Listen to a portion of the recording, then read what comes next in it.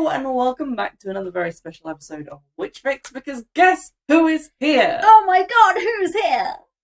Get out. This is my house. As you may be able to tell, we have recorded quite a few episodes while I've been staying with Vander, and this is the second in the two-part series, so if you didn't like it, it's over now. Yeah. We're done. Of us watching Midsomer Murders episodes that had witches in, and I am, to say the least, horrendously disappointed. I feel like I've been witch blocked. Like, We call it crystal balls. okay, Crystal balls. I like that. Because when we were looking at episodes that we wanted to do, I kind of wanted to have one that we definitely knew would have witches in for each episode of the podcast. And so Worm in the Bud, which is season 5, episode 4, was the witchy episode that was meant to be a sure thing, because the episode description contained witches. It was meant to be incredibly witches. Incredibly witches. Incredibly witches. It was meant to be incredibly witches. How many witches were in that episode, Vander? It depends how you count herbalists. Not a fucking one. Not a fucking witch. And then the second episode we looked at, which is Talking to the Dead, season 11, episode 7. There were, in fact, less than 0 witches in that, really. Yes. Because there was a psychic, but like one of those, like, David taking your Okora. money. Yeah. Like, I am the ghost hunter. Like a kind of TV psychics. kind of psychic. Yeah. Which, in my opinion, count as -1 psychic. Oh boy. Yeah. So before we start bashing these episodes too Mhm. heftily, aside from the fact that it was disappointing that although they mention witches, and we'll see that in a moment, they weren't as witchy as the ones we discussed in the first episode, which is a real shame. So to start with, Worm in the Bud, Yes. which I was falsely excited by, teased if you will. Yes. So that's, as I said, series 5, episode 4, which means it has Troy! DS Troy, the Yeah. real MVP of Midsomer Murders. Yes. So he is the most well-known Barnaby sidekick, I think, is DS Troy. Long-suffering, poor DS Troy. So the plot of this one basically centers around, what, like a spooky wood? Sort of. It's like there is a wood and there's like a lot of stuff going on. It's mostly about farms more than anything. Oh, good. It's about, like, one guy is trying to sell the wood that is attached to his farm because he has no money. And other people are like, you can't sell the woods, they're really important. There's lots of heritage and Trees. ecology and stuff. So it's mostly about this. So at the start of the episode, we see 2 kids playing in the spooky woods. Their names are Julie and Sean. Julie, I feel like, is even more the real MVP than Sergeant Troy in this episode. Julie does a lot. Like, as we will see, Drooly. Julie. It started early. Drooly is really pulling her weight this episode, as we shall see. So they disturb someone who is cutting flowers in the woods. You don't really see who it is. They're just wearing, black gloves and a black jacket, which is kind of a trademark of what the killer is seen as in Midsomer Murders. Just a shadowy figure. Yes. When they're running through the woods, they find a body lying face down in the grass. And they think that the person has been knocked out by robbers, because that's the game that they're playing, and then they run off home. Yeah, they are disturbed by a Jack Russell Terrier. Yeah, so Jack Russell Terrier runs up, starts barking near the body, and then they run away. But we are then introduced to a lot of characters very quickly, and a lot of them look really similar in the sense that, white guys with brown hair in wax jackets in Land Rovers look kind of similar. But we are introduced to Mr. James Harrington. He owns the woods, of which Vander spoke, and he wants to sell them to... Okay, I thought that said local Disney, but it's local dismay. I just can't read my own writing. And the main opposition from this comes from a guy called Simon. What's Simon's last name? No idea. Simon Bartlett, because I kept saying Albert Bartlett, which is the potato.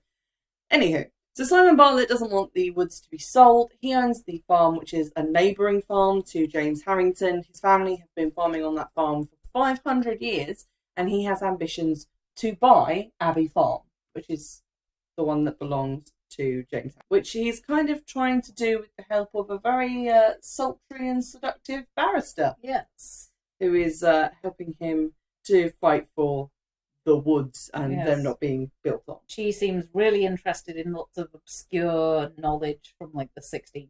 She has a lot of paperwork going on. She likes weird laws because she thinks that's the way they can get. Yes, more on that Yes. in a moment. Because this is the third of the 4 episodes Mm-hmm. That mentions the dissolution of the monasteries and also features churches quite prominently. So we find out in quick succession that Mr. Harrington's wife Caroline is separated from him because he had an affair for 6 years with Susan Bartlett, who is Simon's wife. And he'd probably care a lot more if he wasn't banging the barrister. So everyone's cheating on everybody else, which is very sad. Now, the barrister, whose name is Bernadette Sullivan, says that due to a quirk of the law, because of the dissolution of monasteries, she says that the local rector can actually claim half the profits from the sale of the wood due to the fact that the wood / the farm used to belong to the abbey, which is why it's called Abbey Farm. So obviously, if they manage to push this through, James Harrington might not want to sell because he'll just lose half the money. And this is how we find out that Simon wants to buy Abbey Farm, and also that he may be thinking about divorcing his wife and getting with the barrister instead. Although the whole rector plot point doesn't really actually go anywhere. No, it's never mentioned again. We then see James, who just really loves to drive drunk, a big huggy bunch. He splashes an older lady with his car. Her name is Victoria, and she is Simon's mum. She'll be a pretty heftily featured character in the episode. Which you can tell, because she's the one where you'll watch it and go, I know I've seen her in something else. Yeah, I know, right? And we never worked out what it was, but we've seen her in something. Then the kids, we go back to the kids. They tell their parents that they found a body in the woods that had been knocked out, and they obviously think that it's just a game. Then they don't believe the kids.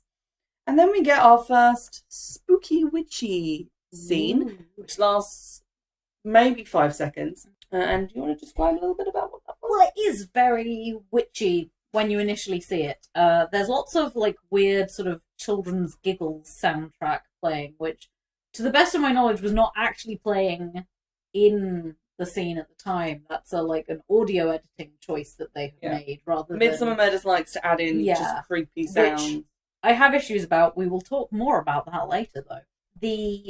There's a pinboard covered in black and white pictures of 2 children and various sort of idyllic scenes, and they're all kind of pinned up there very sort of scattered kind of way.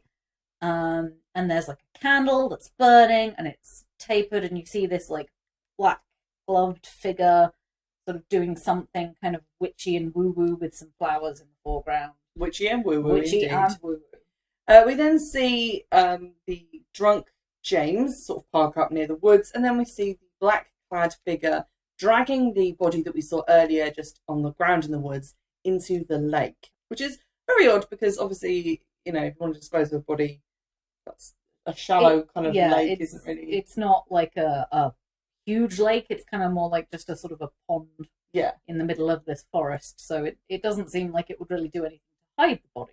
Which it doesn't. We're then introduced to Hannah, whose main sort of characteristic is that she carries a shotgun and that she owns a Jack Russell Terrier, as do quite a lot of people in the village. This is a different Jack Russell to the one we saw earlier. Yes. And Hannah, we later discovered, was Hannah Harrington, James's mum. Now, conversely to James and Simon, who hate each other, Hannah and Simon's mum, Victoria, are actually quite good friends. They've been friends since childhood.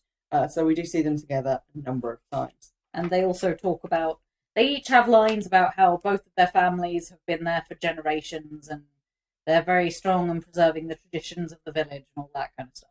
Yes. The kid's dad, who is the kennel master for just a local group of hounds, goes out walking with approximately 50 beagles and stumbles across the body in the lake, at which point they realise that the kids were right when they talked about the body being in the woods. But obviously now the body's in the lake, which is confusing. So the houndsmaster tells little Julie to run off home and get help immediately, and sort of yells at her to make her do it because she seems like the sort of child whose impetuous curiosity will be her downfall.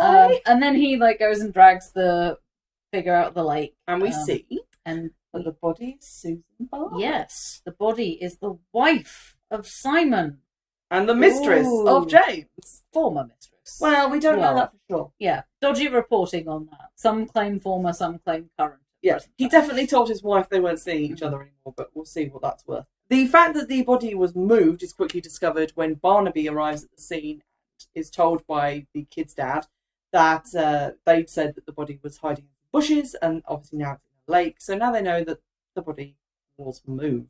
We also find that Susan apparently sent a suicide email that said, I must face up to the truth, and some various other things. We're not sold on her having actually sent that because it's an email. That's pretty easy to fake. And Simon discovers this when he's about to start the day with the cows on his farm, and very suddenly flies into a panic when he receives that, runs through the house trying to find her, realizes he can't, and that is when we are introduced to his help-ish person. Yes. Who looks like a spare character from Farmer Ted. He's got a lot of like wild white hair, and he's wearing a big pair of blue coveralls, and his name is Mr. Bloxham. He's quite sassy when he's actually talking, which is a lot. He mostly just sort of seems to scowl knowingly and like be vaguely menacing. Yes. But he seems kind of like a good egg. He's just kind of like a rough country guy who knows a lot about farming. And then Mama Bartlett shows up and is all like, you need to treat your wife with respect even now she's dead because you never did it when she was alive. So basically I love her and she's just spitting straight facts. Yep. We're now 31 minutes into the episode, which is like a third. Yeah. And no witches. No witches. Also, there has only been one murder, which half of the characters in the thing still think is a suicide. Yeah, so it's a pretty slow burner, this one. And there aren't really a lot of deaths in this one. No. But we'll get to that. We now find out some interesting information from an autopsy, which I think is the first autopsy we've had in, like, actually mentioning something that's interesting. That's been more than just sort of a testing of a substance found on their clothes. Because we actually get some information about, like, time of death and things like that. So we find out that Susan Bartlett was drowned, which is sort of makes sense because she was found in a pond, but also doesn't make sense because she was originally seen lying on dry land. And we find out that the time of death is actually after the kids saw the body. So she was knocked out on the ground and then like 6 hours later was drowned. Which is weird. Weird, because how do you get someone to stay unconscious for that amount of time? Yes, that is what they are wondering. And also they find out that the email was sent after the body was already seen dumped in the woods. So it's pretty likely that it was murder. And at this point, they do start treating it as a murder. We then get to see the mystery black-gloved person cutting a rose in Mrs. Bartlett Senior's garden. And then the next morning she wakes up and all the flowers in her garden have been beheaded and laid on the ground in the outline of a man. Like when they do in like film noir stuff with the chalk outline of the body. But with like begonias. But with flowers. It's a very pretty visual, really. It's so pretty but also sinister. Yeah, which I really liked that they went for the thing of, it seems very witchy because it's a very sort of like symbolic thing. I had an issue with that as well, which we'll get into later. But yeah, it was in the moment, it was quite unnerving and spooky. So they obviously call the police and they're like, look at this. And the police are like, wow, that's a thing that we're seeing. Which, by the way, the police are summoned by Troy. Troy has gone round to talk to the guy who's selling the farm, James, about just whether or not he and Susan Bartlett were involved at the exact time or like what happened the night before. And Victoria, whose garden it is, calls there to see if there happens to be a policeman there. No, Hannah calls Hannah calls there, yes. So James's mum calls because Victoria doesn't want to bother anyone. But obviously Hannah is like, no, this is But I just weird. love that she just sort of called her like, son, like, I know there's police around at the moment, and it seems like eventually they'd end up interviewing you. Are they there at the moment? Yeah. Hannah is pretty cool. So we're now 39 minutes in, and we get our first sort of witchy thing dropped in, which is 2 facts that we learn about the deceased Mrs. Bartlett. One is that she was really desperately trying for a baby. They tried lots of different things like IVF and all sorts of like kooky remedies and treatments and stuff that hadn't worked. And also that she was really into tarot readings. And paying for them online. Basically, the laptop that she sent, or supposedly sent the suicide email from, she spent a lot of time researching particularly like occult things. Well, no, just the tarot. Yes. And also the stuff to do with like getting pregnant and stuff. This literally never mentioned again, the interest in tarot. We thought it was going to come to something. Yeah, No, she was not, in fact, a witch. Okay, this is when we get, like, the only witchy conversation that takes place. So if you're looking forward to that, clear out your ears, listen to the sound of my voice, just get comfy, because it's over really fast. So Hannah is talking to Barnaby, and she says that the flower man on the thing is probably connected to the evil eye, because there were witch hunts in the area, and literally that's all she says. Yeah. And that was a big traditional thing, and that was what the flowers made her think of, and therefore it must be something evil. Yeah. Not sure how a man made of flowers counts as the evil eye, except maybe it's like a signal that, you do something creepy to unnerve someone because you're out to get them. But this is the only reference we have to the witch hunts in the area and to the evil eye ever again. So maybe that's why I liked Hannah so much. Maybe. Because she seemed clued in on that. We then find out, because Julie has truly taken to police work, she decides that she's going to try and hunt down this dog that they saw, because she reasons that the dog's owner must be the one who dumped the body in the woods. So she draws like little outlines of dogs and then goes around the town like colouring in the markings with crayons every time she sees like a Jack Russell to try and eliminate suspects. She's also armed with a pack of sausages in case any of the suspects become violent, which I thought showed great forward planning. Great forward planning. For an 8-year-old. This is the second episode that involves sausages. Yes. Don't know why that's a thing. I don't know, but it was just a connection when I found it music. We find through Julie's investigations that Mr. Bloxham, the farmhand, lives in a sort of decrepit, rundown house in the middle of nowhere.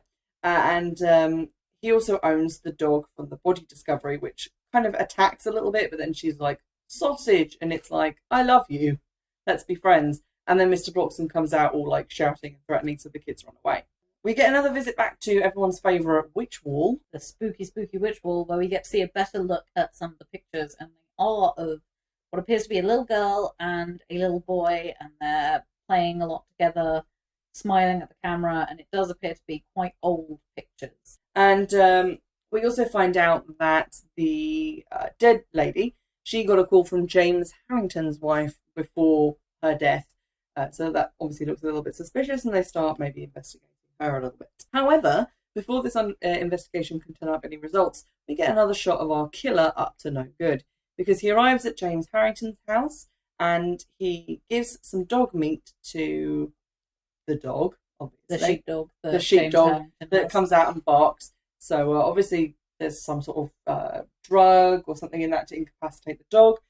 He then goes into the house and does something which is a little bit strange, because James is passed out with an empty whiskey bottle.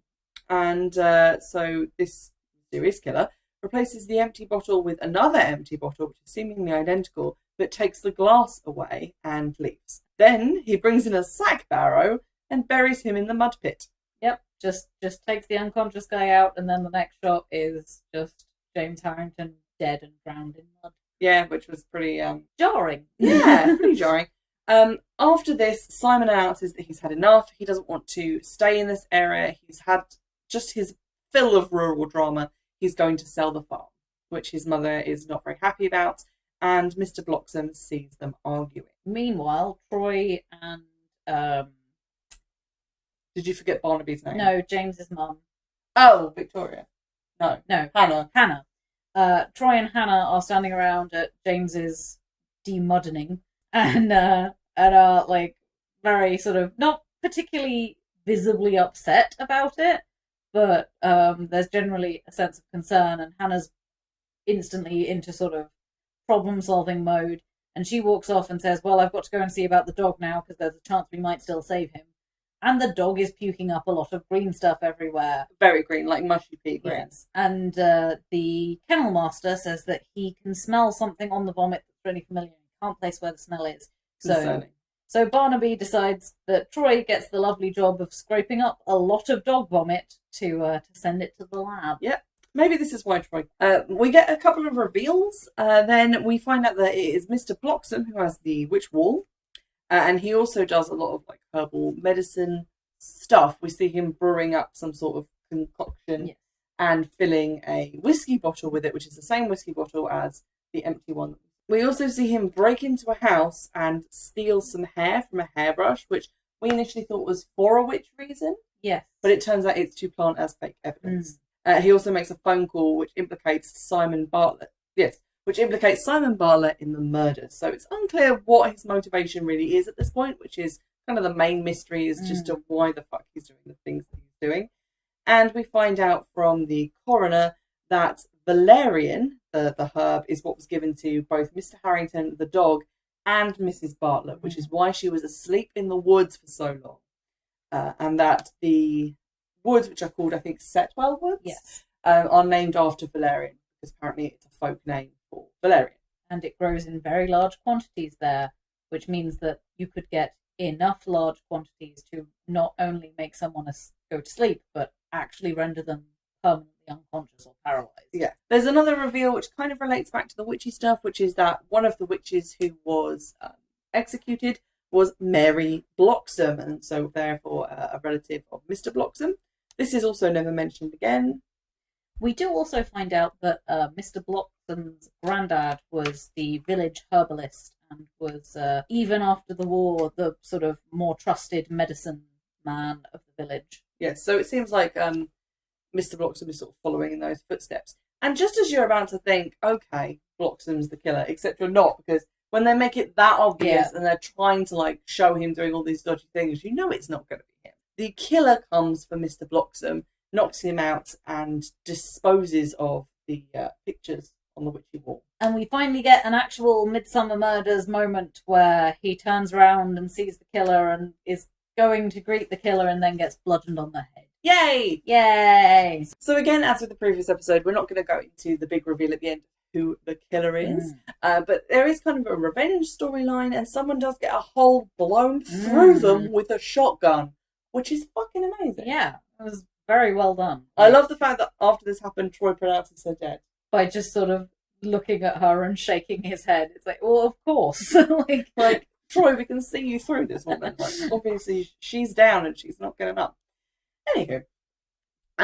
So one of the things that annoyed me about this episode, aside from the fact that there were no fucking witches in it, although a couple of mentions were given to witches, and I guess you could look at like the herbal skills part.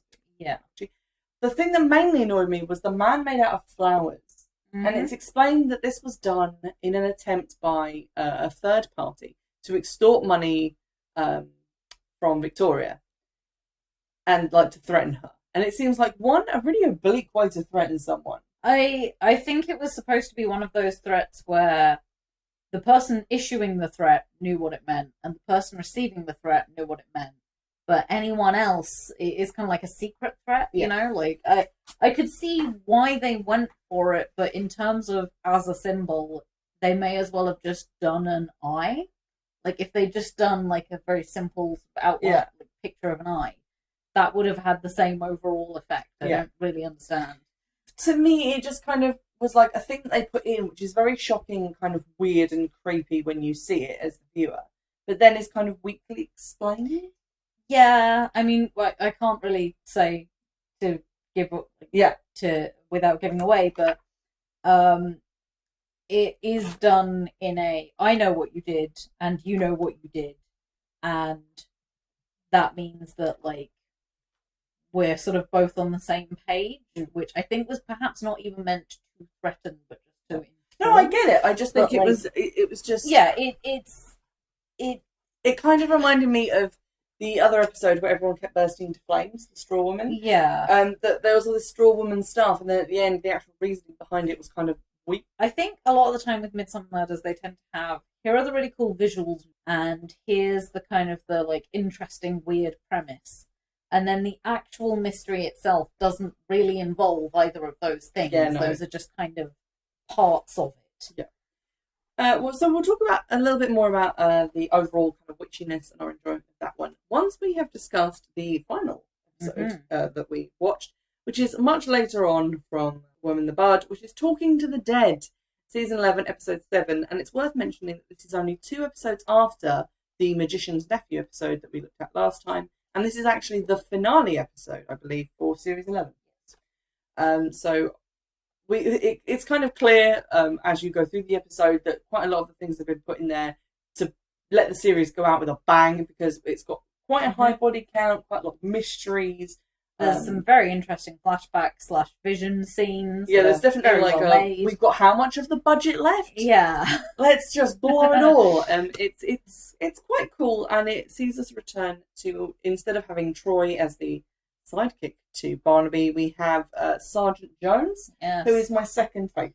Ben Jones is all right, but he's a bit of an idiot. He's a long-suffering potato of a man. He's not too quick on the uptake. It's Ben. I think because the thing with Troy was that like he'd seen as him and Barnaby continued their journey into this weirdness together. Then Troy left and Ben joined.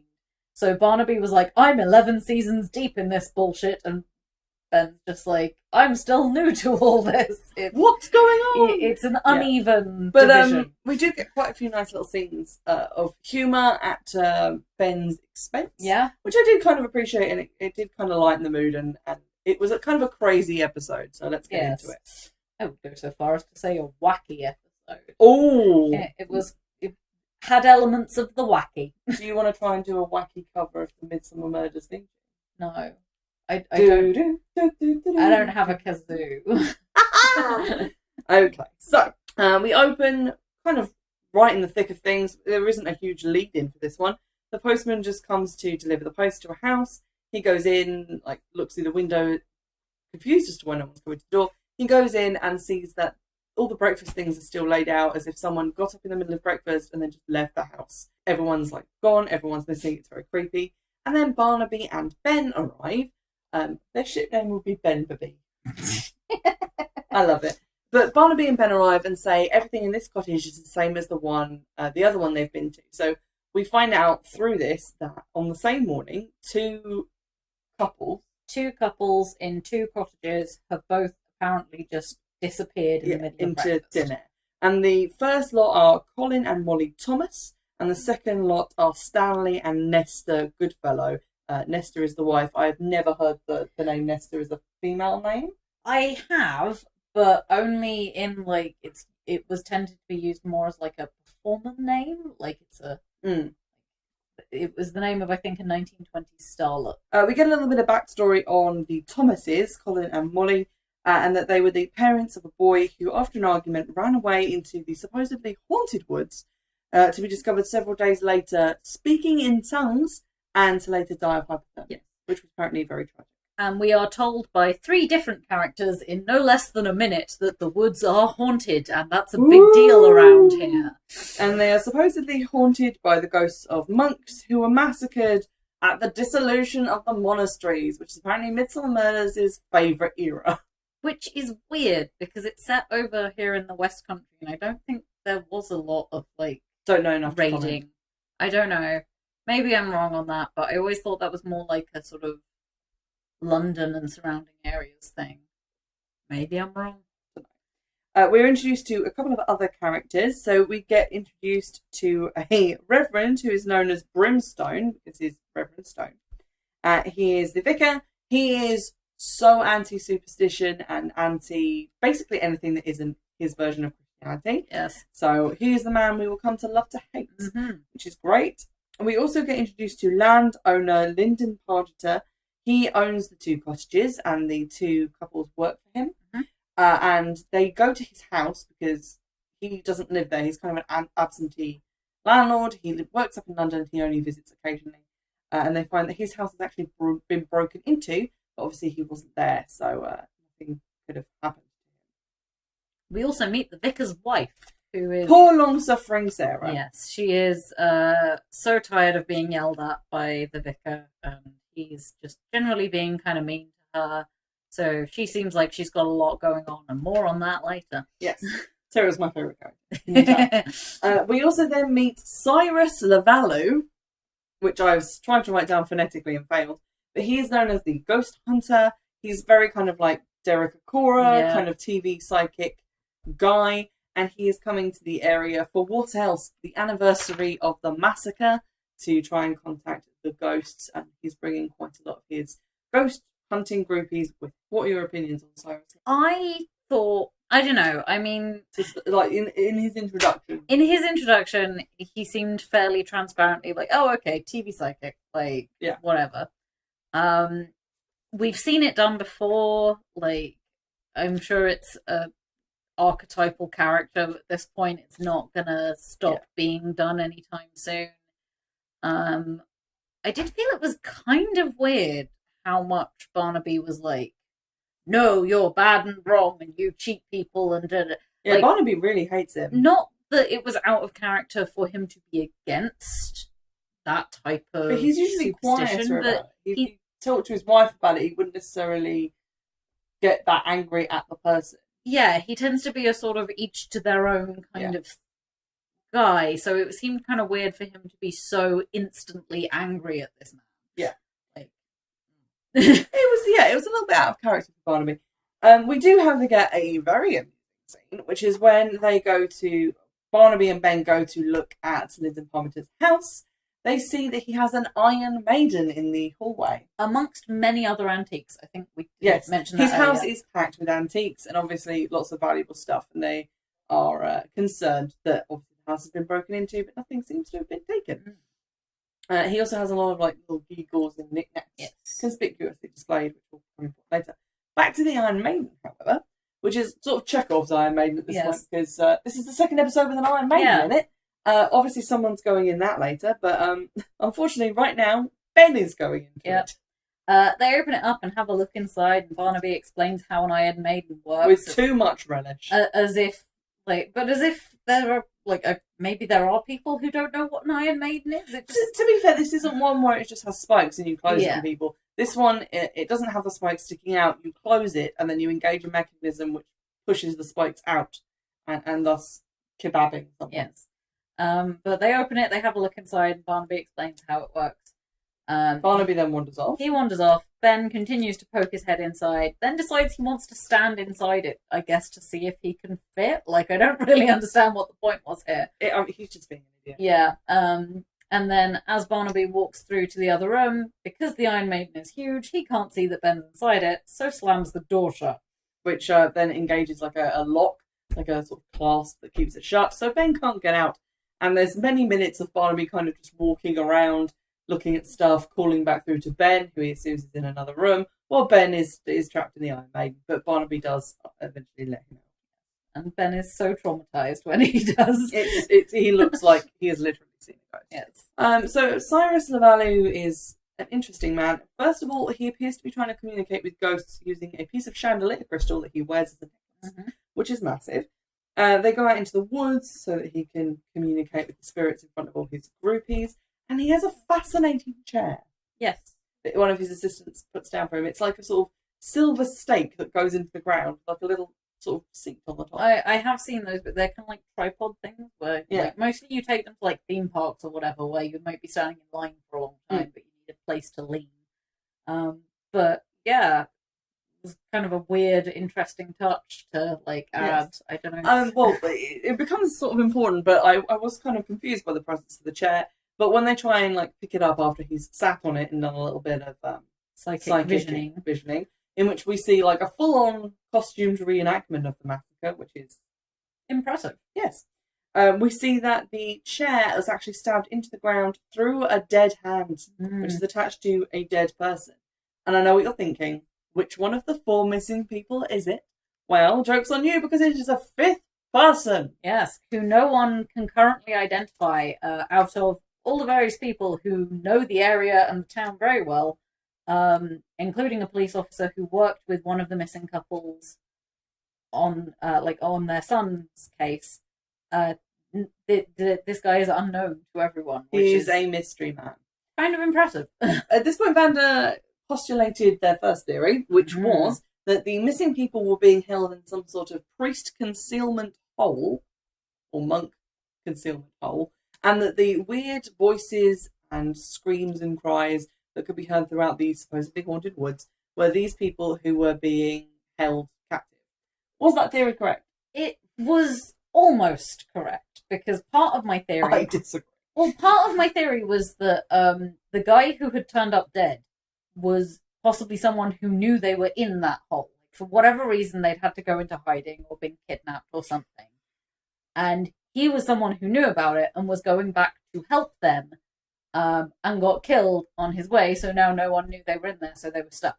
And although that as a theory did not work, there was an element of correctness in there, which I don't want to specify because it will spoil something. My theory was 100% incorrect, but we'll get to that later. We also get introduced formally to Simon Melms, who is the postman, who is kind of a shady character. He said that he was there to deliver a package to the house where he noticed people were missing, but no such package is found at the scene. So Barnaby interviews him, and it becomes queer. It becomes queer very Simon quickly. Melms does not become queer. Barnaby takes off his shirt and just like dances a little dance, and he's like, "Oh, go on then." No, it becomes clear very quickly that Simon Melms has stolen the package, and that he has, according to Ben, who has done a little bit of a background check, he has been fired as all kinds of delivery people, service people, because he steals things.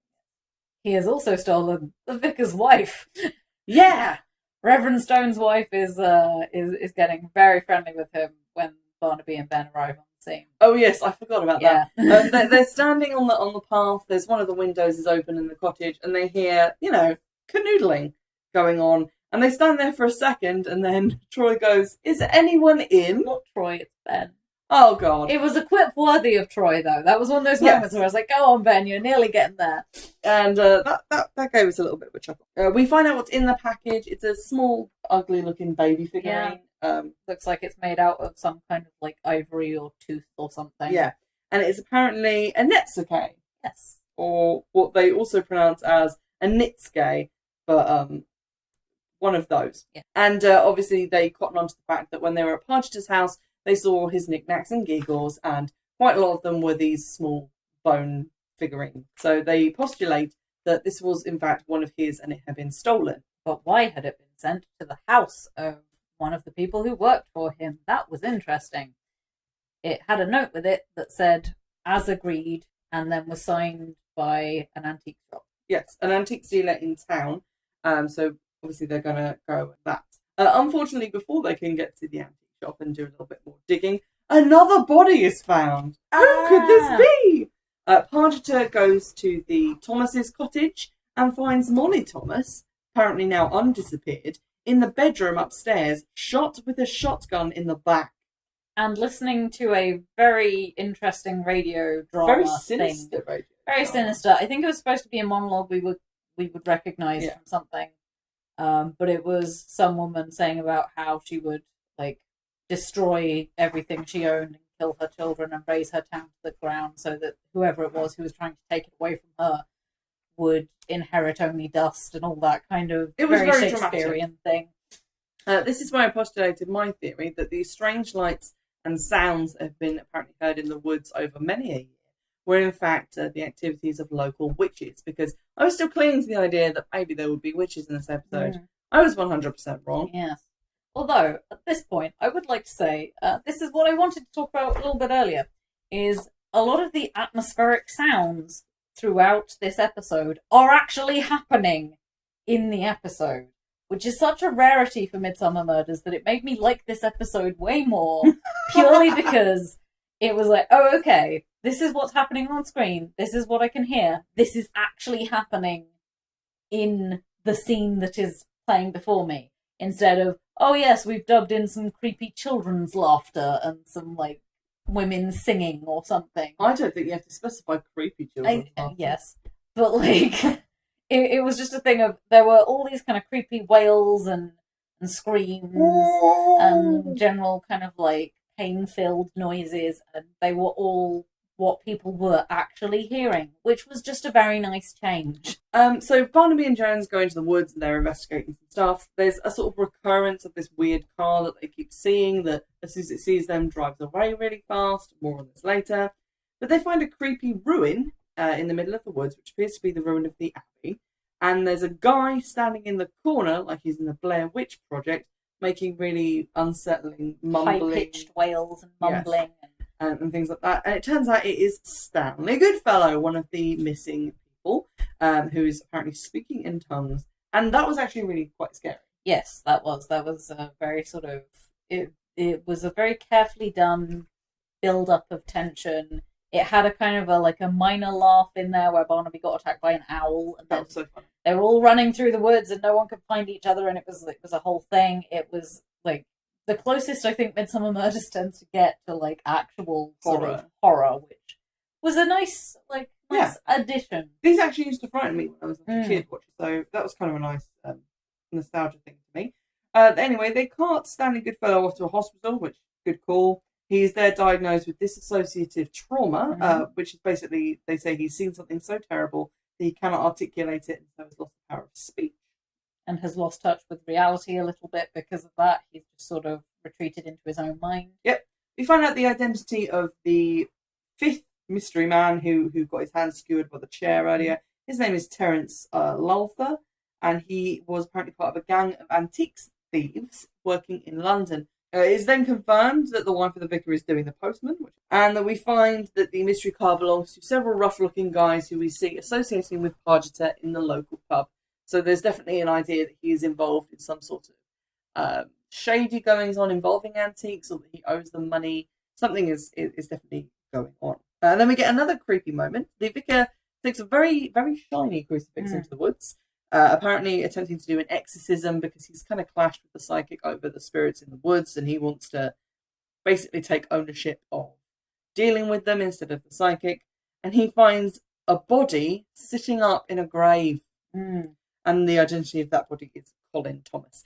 So of our missing people, one of them is temporarily mentally ill, and two of them are dead, and one of them is still. The guy sitting up in the shallow grave was quite creepy. Yes, it was. And then we got the added creep factor of when they took him, when the sort of crime scene investigators came in and everything. Coroner, thank you. Completely forgot the word. I don't think it's called a coroner in England, but we'll just pretend that it is. The coroner is just sort of very casually saying, oh yeah, this happens all the time. Like, there's a build-up of gas in the body as it starts to decay and people just sit up, which I did already know, but it is a creepy fact. Yeah. Like, again, I already know it was in a book about the journey through the alimentary canal. But I sort of questioned whether he'd started to decay when he only went missing like the previous day, which is when he was killed. But yeah, he had been. So all of the bodies we found thus far were like in very shallow graves on the forest floor. So I could believe that there's maybe some kind of like accelerating. The police decide then to focus their attentions on why these four people specifically have been disappeared, which seems like something they should have done earlier, but right. Okay. They find a ticket in the name of Nesta, which is hidden under a floorboard in her house, and it's a ticket to Florida. So obviously she was planning on going to Florida without her husband and was keeping it a secret. So, there is also a note signed from Sex Bomb, which is an interesting choice of anonymous love note. And we did have confirmed for us earlier when the copper who worked on the case of the son when he ran away, she had talked to all of them, and she said that from what she knew, Nesta was prone to having the odd affair every now and then. So it wouldn't be surprising if Nesta was planning on leaving her husband at this point. For person unknown.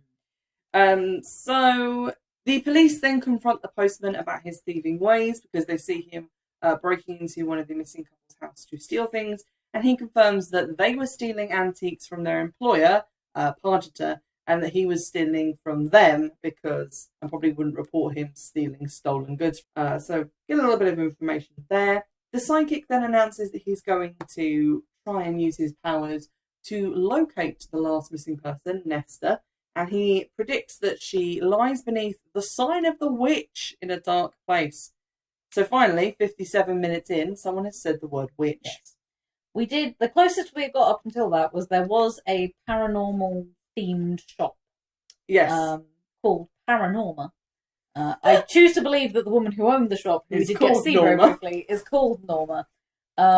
It's sort of, it's where they're having the book signing event and all this sort of thing. So clearly that's the local tie-in, but we don't get to see inside of it.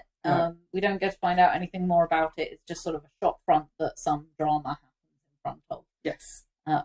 But Norma is a witch. I choose to believe that. We see her very briefly. She did look quite witchy, but unfortunately we never get to meet her. Nope. Barnaby then takes matters into his own hands. He chases the mystery car in his car into the woods, but because his car is a city slicker car, he gets stuck in the mud and trapped in the woods alone at night for a bit, which is a little bit scary for him. Then we see at Pargeter's house him helping a bunch of the rough type looking dudes loading the mystery car up with antiques. This was time for Vander theory number 2. I can't remember theory number 2. Theory number 2 I wrote down Good. was, you said Pargeter was selling stuff dodgily to keep the money from going to his ex-wives. Who had been mentioned previously. He didn't like paying alimony, and that the others were disposed of because they interfered with or found out about his... Or possibly were also trying to sell the same things, in which case that couldn't really stand. Yes. They find out that all this shady dealing and the shady antiques are being sold through Temple Antiques, which is the same antique shop that the mysterious figurine was sent to and from. So we kind of are uncovering a little bit of a racket here. Barnaby then takes a radio into the woods to test the theory and finds that the signal to it is blocked because there are devices in the trees which are receiving a signal from elsewhere and transmitting these scary noises. The wails and howls and so on. So someone has rigged the wood up for spooky effects. And because Barnaby has kind of a slightly unreasonable dislike for the psychic, he instantly lays this at his door and confronts him in the local pub. And at this point, we do get some reasoning for why Barnaby is so distrustful of this guy. And all the fairly standard criticisms of TV psychics, really. The whole, you're feeding on people's grief and anxieties, and you're making them think they're going to be safe doing things that aren't safe, and you're making them think they're not safe when they are, and which is fair enough, but again, just doesn't really quite fit Barnaby's character overall. So that was a bit of a weird moment. I think because Barnaby has kind of always been a non-character. His main attributes are he doesn't like crime, and he has kind of a dry and sarcastic sense of humour, and he has a wife, and sometimes she makes him do things that he doesn't want to do. He's a very kind of bland Bella Swan of a character. Honestly, his sort of detective defining trait is local knowledge. Yeah. Generally, his thing is he knows small villages, he knows the way they work, he knows the type of people that are there. So it's more kind of familiarity with everything. So it seemed kind of weird for him to be this outspoken about this particular thing. We then get some killer point of view. They are watching Stanley at the mental hospital that he's in. He's sort of sitting out in the garden. And they have a really cool looking dagger, which does appear to have a hallmark or something on it. So might be an antique.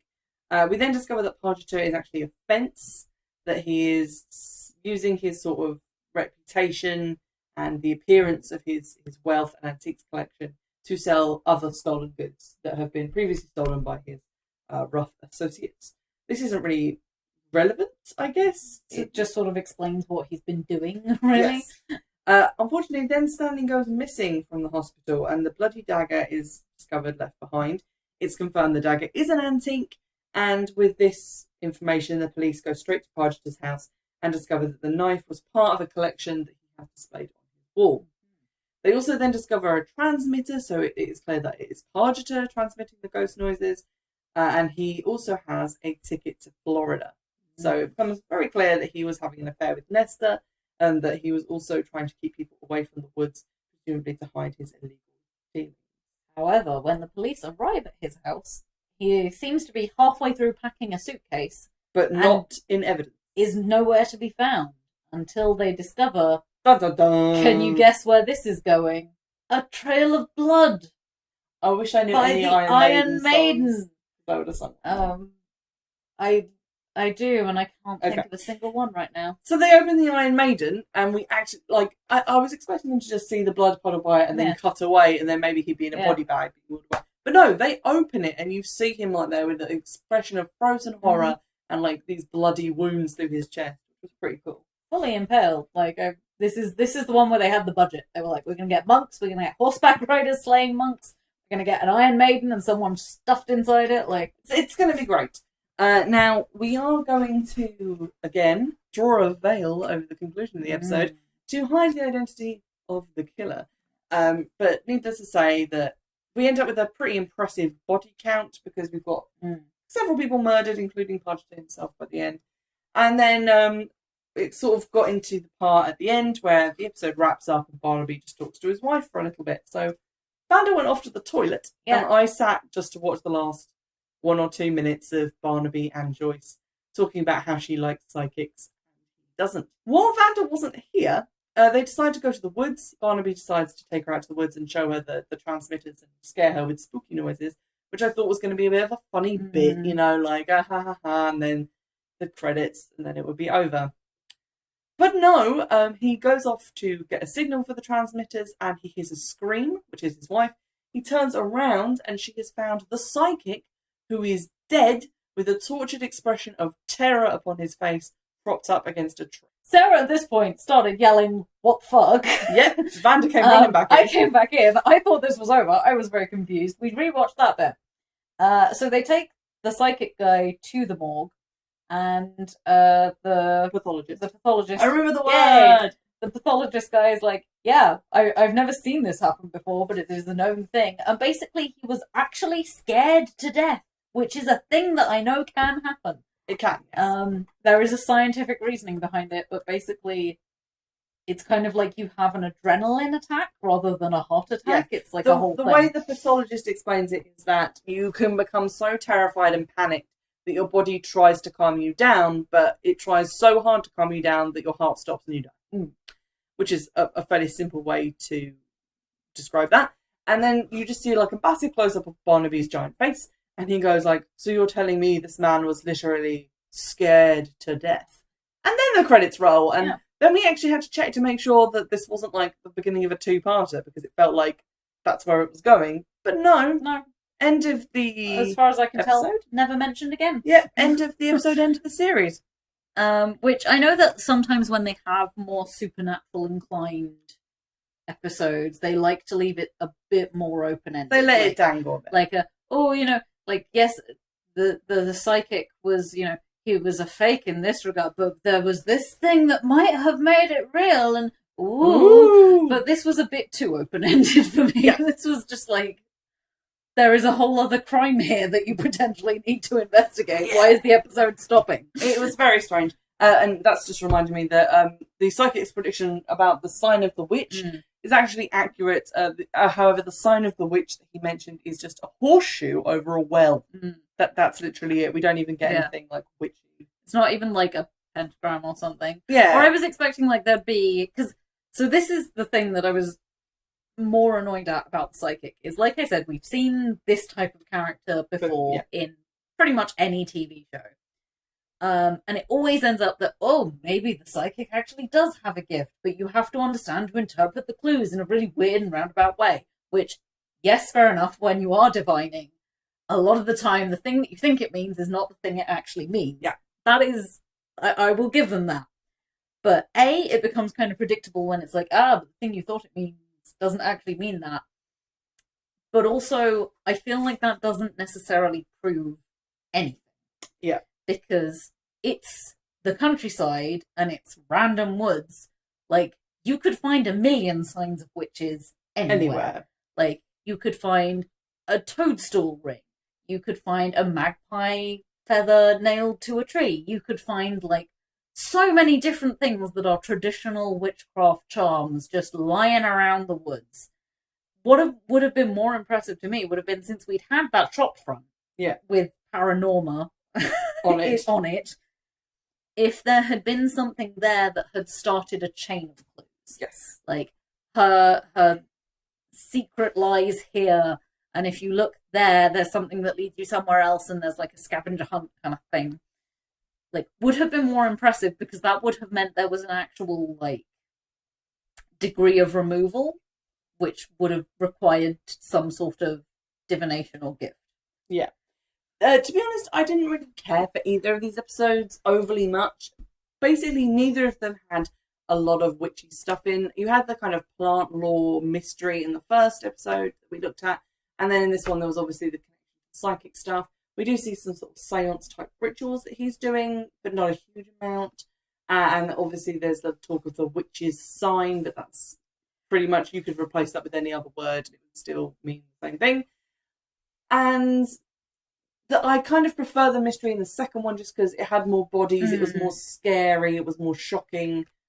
Things seemed to happen a bit more. Also, I think as soon as you introduce someone has disappeared rather than there is a dead body and we need to figure out who put it there, it feels like there's more of a ticking clock. Yeah. Like, you have to they could still potentially be alive and out there somewhere, and you have to find them before that trail goes cold. Like, there's more of a sense of yeah. And it wasn't even just the fact that someone single person has been kidnapped. It was the fact that 4 people had just disappeared. Yeah. That was pretty cool. That was kind of Jonathan Quick-ish. However, in the solving of the mysteries in both episodes, I didn't really care for the reasoning behind it or the kind of reveal of who the killer was. A lot of them, both of them, felt quite circuitous. Like, there was no real sort of this happened, so this happened. In the Worm in the Bud, that did have a slightly more straightforward reasoning behind it. Obviously, I thought it didn't. I thought one of the murders just didn't make sense. It sort of, it was mostly about the one main murder. But when you find out the reason, I then got annoyed that someone else hadn't got murdered, because if person A was worth getting murdered, then surely person B could also have been murdered for that same logic. Yes. So that did bother me, but both of them did feel kind of like there was... A bit they both seemed to fall into the category of, well, I murdered one person, and then I just had to keep killing additional people for some reason. It was the fact that the murders, especially in Worm in the Bud, they felt so kind of premeditated that the idea that they were sort of crimes of passion or things like emotional significance just didn't really do it for me. I think out of all 4, my favourite reveal was the magician's nephew. I felt that seemed like it was more tightly plotted. There was definitely a reason for everything the killer had done, and it wasn't just a case of we put this stuff in to be creepy and impressive and then had to justify it later. Yeah. Also, with Talking to the Dead, they covered a plot element which I don't want to spoil things, but someone did something which I personally find very distasteful when they have people do it on TV. And the reasoning behind it was, oh, well, they're the bad person. Like, you find out at the end that the killer did something to muddy the waters, which I thought was not an okay thing. Future Sarah, cut that last bit that was going to go nowhere. Okay.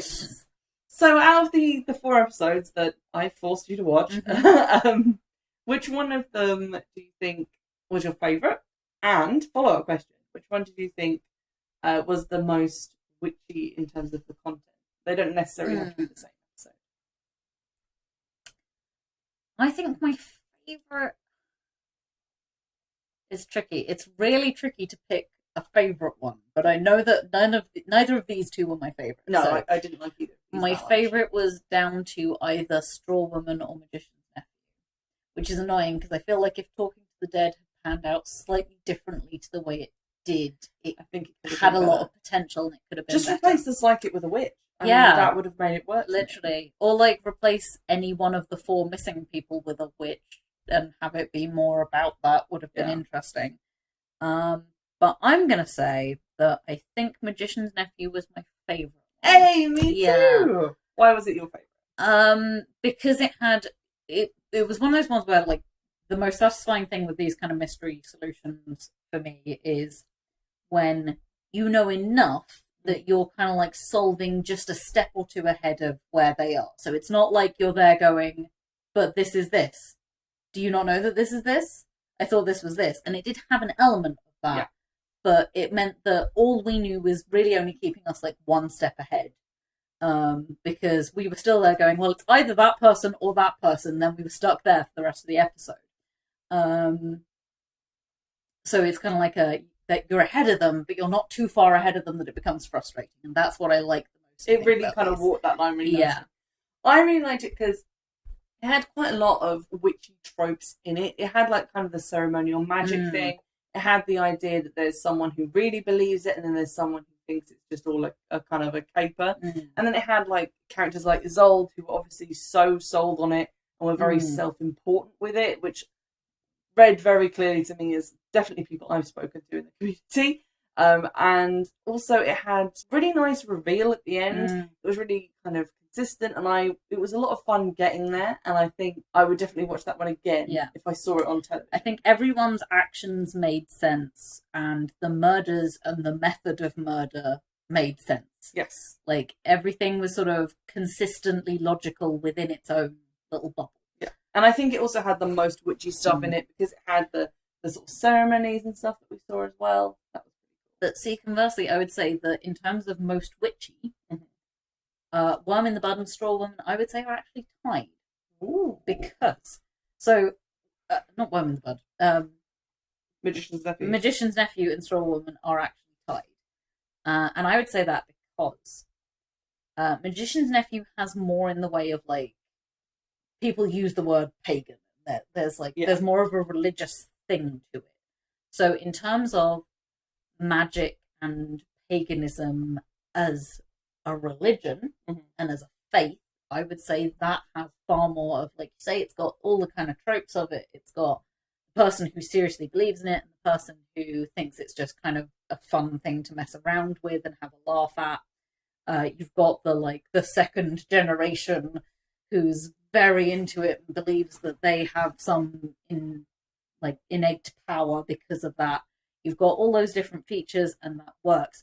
But I would say that Straw Woman actually represents solo practice far more, because although you don't get anyone going, yes, I'm a witch, here's a thing, and that would be really nice, I think as a solo practitioner you don't necessarily,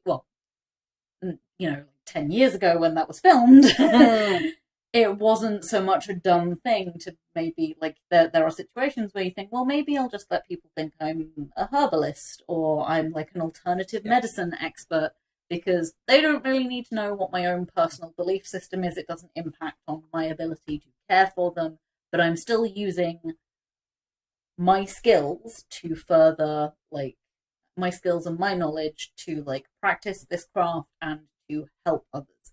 So I would say that one represents witchcraft and paganism and religion, whereas one represents witchcraft as a practice.